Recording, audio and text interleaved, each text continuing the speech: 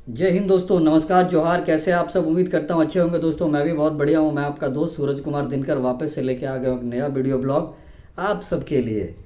दोस्तों, आज मैं किसी योजना या किसी जानकारी पे वीडियो नहीं बनाऊंगा, क्योंकि अभी देश का माहौल कुछ ऐसा है, भारत पाकिस्तान के बीच जंग छिड़ गया है और पाकिस्तान को मुंहतोड़ जवाब देने का वक्त है। और लगातार हमारी जो सेनाएं हैं, हमारे सूरवीर हैं, वो लगातार जवाब दे भी रहे हैं। 1971 के बाद पहली बार हुआ कि कल हमारे ड्रोन जो हैं वो कराची में जाके पाकिस्तान के एयर डिफेंस सिस्टम को ध्वस्त कर दिया।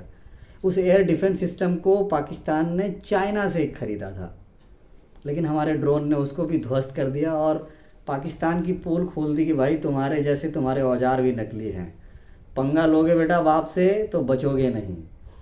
हाहाकार मचा हुआ है। उनके सांसद जो हैं वो रो रहे हैं। संसद में अफरा तफरी मची हुई। कोई भी सायरन बजता है तो पाकिस्तान में हड़कंप मच जा रहा है। एक तो उधर पानी रोक दिया, 2 4 दिन 5 दिन सूखे का हालात हो जाता है, उसके बाद अचानक से भारत पानी छोड़ देता है, फिर बाढ़ के हालात हो जाते हैं।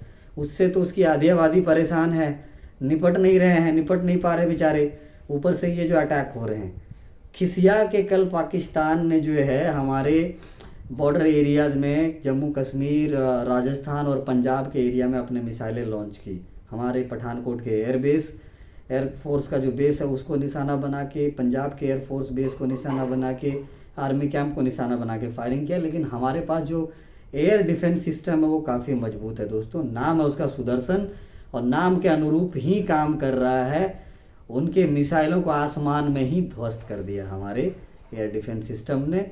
इसको वहाँ के स्थानीय जो पंजाब और कश्मीर के स्थानीय लोगों ने अपने आँखों से भी देखा कि कैसे हमारा एयर डिफेंस सिस्टम काम कर रहा है। एक्सपर्ट्स का कहना है, आज के जो अखबारों में छपी उस पर मैं बात कर रहा हूँ। एक्सपर्ट्स का कहना है कि पाकिस्तान जो है वो हमारे साथ जंग में 6 दिन से ज़्यादा नहीं टिक सकता। 6 दिन में ही उसकी हवा टाइट हो जाएगी। टेक्नोलॉजी के मामले में वो चाहे कितनी भी गीदड़ भमकी दे ले, कितना भी वो धमका ले, फुफकार ले नाग की तरह, लेकिन टेक्नोलॉजी और टेक्निक के मामले में वो उसकी सेना काफ़ी वीक है। दूसरी तरफ बलूचिस्तान के लोगों को भी मौका मिल गया है। बलूचिस्तान काफ़ी टाइम से बलूच लड़ाके जो हैं, बलूचिस्तान एक नए देश की मांग कर रहे थे, उनको भी मौका लग गया। वो भी जहाँ तक बम फाड़ के उनके सैनिकों को बॉर्डर पे मार रहे हैं। तो पाकिस्तान की हालात बहुत ख़राब हो चुकी है। इकोनॉमी तो वैसे भी उस भिखमंगे देश की क्या है हम लोगों को मालूम ही है। भूखमरी भिखमंगी की हालात पैदा हो जाएगी। वो उम्मीद कर रहा था कि भारत के अटैक के बाद जो है वो मुस्लिम कंट्री, जितने भी अरबियन कंट्रीज हैं या बाकी मुस्लिम कंट्री वर्ल्ड में, वो उसके फेवर में आएंगे। 57 मुस्लिम कंट्रीज़ का एक ग्रुप है, संगठन है, लेकिन किसी तरह का कोई सामने नहीं आया। तुर्की और चाइना, 2 कंट्री को छोड़ के कोई भी कंट्री उसकी मदद करने को सामने नहीं आया। सऊदी अरब ने भी मुंह फेर लिया। ब्रिटेन ने साफ कहा कि भाई आतंकवादियों के खात्मे का पूरा अधिकार भारत को है। अमेरिका ने तो ना इधर ना उधर, वो बीच वाला जो रोल है वो अपना लिया। रसिया ने साफ कहा मैं भारत के साथ हूँ। इसराइल ने साफ कहा कि एकदम तबाही मचा दो, साफ कर दो सालों को, जो भी हथियार आपको चाहिए मैं भारत के साथ हूँ, देने को तैयार हूँ। कतर ने कहा कि भारत को अधिकार है अपने देश की रक्षा का, अपने संप्रभुता की रक्षा का, आतंकवादियों के सफाई का। देखिए, टेक्निकल चीज़ें, लॉजिक समझिए। भारत आज विश्व का सबसे बड़ा बाज़ार है और वर्ल्ड की सबसे लार्जेस्ट इकोनॉमी बनने जा रहा है दोस्तों। तो भारत को सपोर्ट ना करके उसके अगेंस्ट में जाने का मतलब है कि भारत में अपने माल को बैन करवा लेना। कोई भी देश रिस्क नहीं लेना चाह रहा है।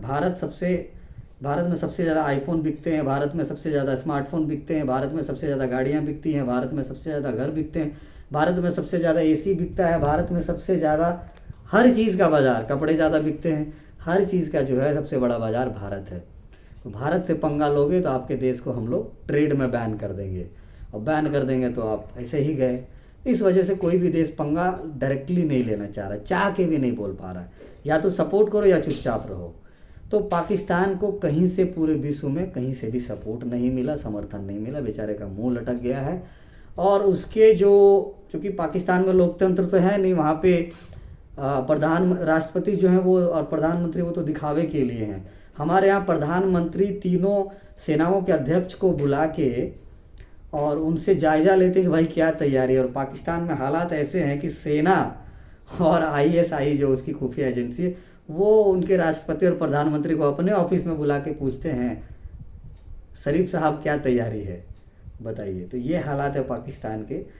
मुनीर, शेख मुनीर जो पाकिस्तानी आर्मी चीफ का, जो आर्मी का जो चीफ है और आतंकवाद को पालने में उसका भी बहुत बड़ा रोल है, उसकी भी फटी पड़ी है, उसकी भी पोल खुल गई। वो बलूचिस्तान उधर बलूच को संभाले कि इंडिया को संभाले, समझ में आ रही है। लेकिन बड़ा दिलचस्प मामला हो गया, बहुत ज़रूरी था दोस्तों एक बार ताकत दिखाना। सबसे अच्छी बात ना कि समझ देशवासियों ने जो एकजुटता दिखाई है, चाहे वो नेता हो, अभिनेता हो, आम नागरिक हो, कोई भी हो, हिंदू हो, मुस्लिम हो, सिख हो, ईसाई हो, सब ने एकजुटता दिखाई है। सब ने एकजुट होकर सरकार का समर्थन दिया है, सरकार को सपोर्ट किया है।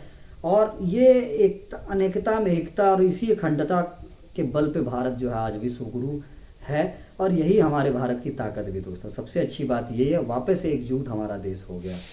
विपक्ष के नेताओं ने भी खुल के मोदी का समर्थन किया, केंद्र सरकार का समर्थन किया। आगे देखते हैं क्या दिलचस्प होता है। लेकिन हमारे सेनाओं का कहना है कि अब तो बिरयानी हम लोग कराची में जाके ही खाएंगे, लाहौर में जाके ही खाएंगे। देखते हैं ये बिरयानी खाने का मौका कब मिलेगा लाहौर और कराची का। बने रहिए हमारे साथ। जय हिंद, जय भारत।